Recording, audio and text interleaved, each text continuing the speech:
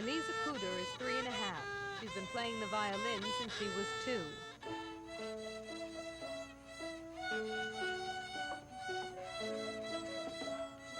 Jackie Kitts is 3, and she started even younger, at about 15 months.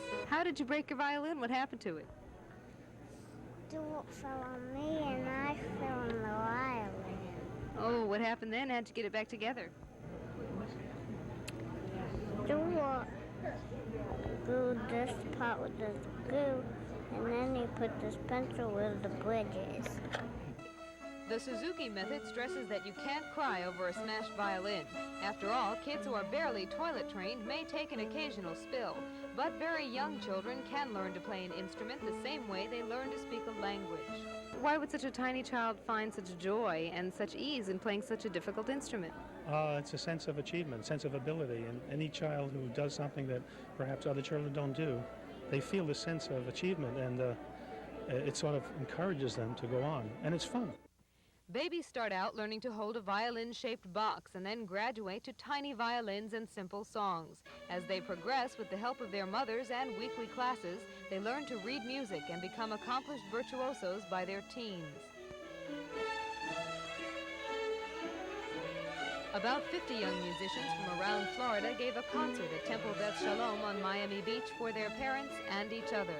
From nursery rhymes to Bach, the music is indeed ageless. Beverly McFarland, Channel 4 News. It is a tide that won't be stemmed. Daily, by the hundreds, they leave Key West, and now by the boatload they return. A grandmother surveys her new home in the Key West sunset. A school bus bound for immigrations in Miami, filled with refugees. The Cuban exiles sing Amazing Grace in Spanish while they wait for the next boatload. Carlos Itzak, one of Castro's immigration guards at Mariel Bay, tells how he made his break for freedom. I was guarding the boat. My duty was to guard the rear of the boat.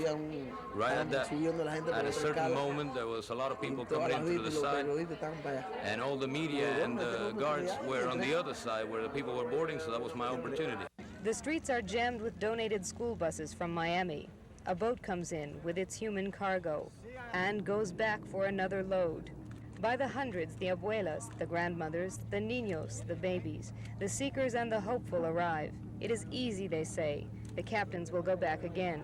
No matter that 1,000 boats jam Mariel Harbor in Cuba, no matter that the seas are rough and getting rougher and that the boats break down, there is always that moment that tightens the throat, that brings the tears.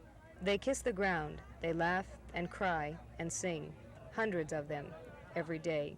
No matter how many times this scene is repeated, the emotions are always the same. And with more and more boats every day leaving Key West Harbor for Mariel Bay, Cuba, it's a scene we will see for many weeks to come. Beverly McFarland, Channel 4 News, Key West.